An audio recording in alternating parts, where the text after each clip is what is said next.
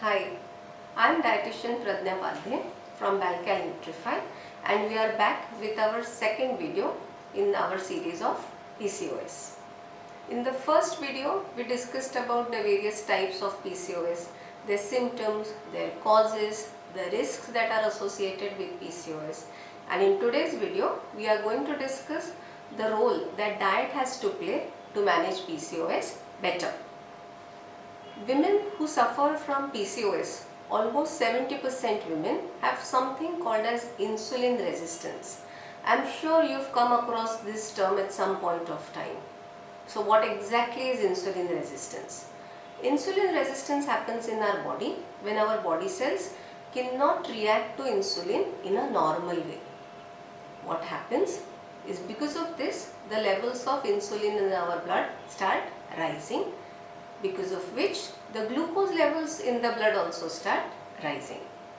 This extra glucose is stored by our body as excessive body fat, and that is where the problems start beginning to appear. So what are the foods that a woman who is suffering from PCOS should avoid, and what are the foods that she can have is what we are going to discuss now. So let's first look at the foods that we need to avoid. The first under this category of foods that need to be avoided includes refined carbs and confectionaries. What are refined carbs and confectionaries? Are products that are made from refined flour, which is basically maida.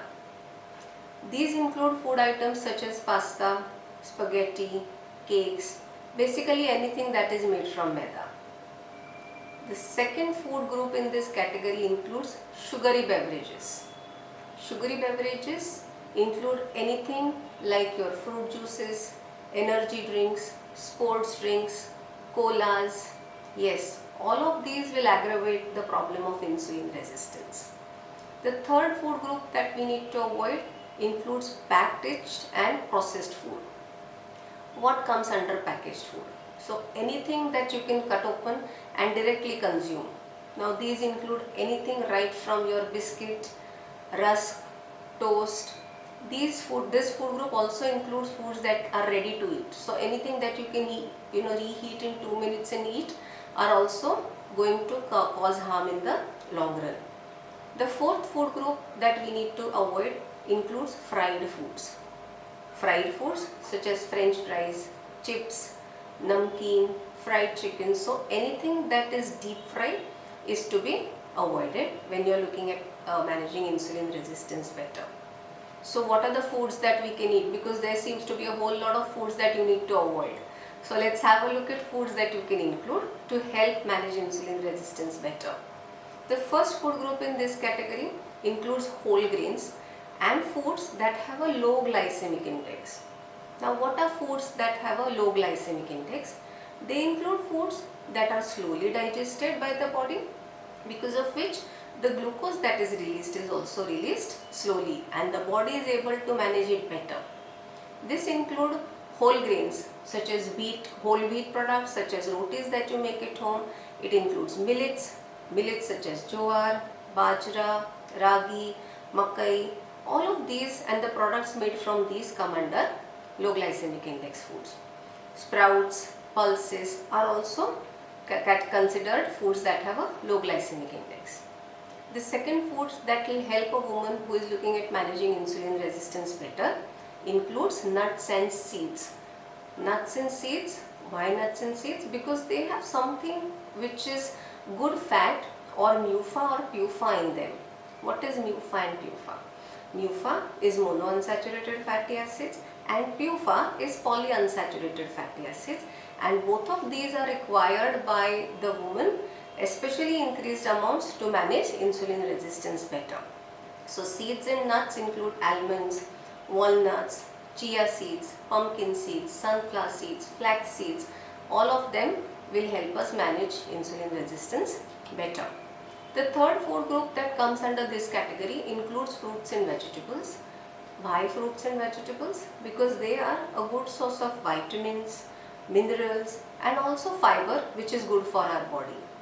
Fruits to be consumed are preferably to be consumed in their seasonal form, right? So seasonal fruits are something that you need to watch out for.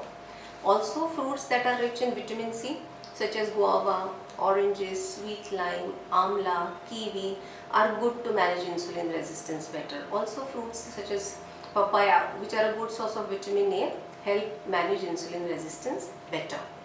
Vegetables such as leafy vegetables, especially spinach, cruciferous vegetables, especially broccoli, all of these are considered to be helpful in managing insulin resistance better. And the fourth food group that you should look at including in your diet includes anti-inflammatory food. What are anti-inflammatory foods? Now what happens in a normal human body is when we consume food and this food is used by the body, a lot of free radicals are generated which can cause damage to the body if they are not managed better. Now these food will help the body manage these free radicals better, and a few items that come under this list include fish, green tea, turmeric and a lot more, olives also for that matter. So there is a whole list of foods that are a good source of managing free radicals better. So basically eating diet or foods that are rich in good fats gives our body enough amount of protein, or it has complex carbs or foods that are digested slowly will help the body manage insulin resistance better. Another way of understanding or how to manage insulin resistance is exploring the possibility of intermittent fasting. So what is intermittent fasting? Intermittent fasting is basically a way of eating, it's not a diet. Intermittent fasting has a fasting window and a specific eating window. So the 16-8 pattern is the most sustainable way of intermittent fasting which helps manage insulin resistance better. What happens is in this fasting window, the body is able to lower the levels of insulin, because of which the fats are mobilized and used for energy purposes. There is a video which is made on intermittent fasting separately, which we have shared in the description box below, which will help you understand intermittent fasting in a better way. Intermittent fasting helps the body by reducing levels of insulin, by reducing levels of inflammation, by helping the body mobilize fat, and last but not the least is by helping the body in a process called autophagy. What is autophagy? Is the process that happens in our body where the body removes the dead cells to keep the system clean, and hence understanding if intermittent fasting works for your body type to manage insulin resistance better and help lose better is also strongly recommended. Another way of helping the body have a regular menstrual cycle is called seed cycling, in which one is supposed to take a tablespoon of pumpkin seeds and flax seeds each in the first half of the menstrual cycle, and a tablespoon of sunflower seeds and sesame seeds in the second half of the cycle.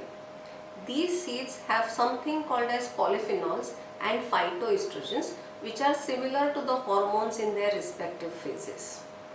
I hope this video was informative. Do share it with your friends and family and help us create awareness about PCOS. In our next video, we will be talking about lifestyle changes that one should look at to manage insulin resistance and PCOS better. Do subscribe and hit the like button.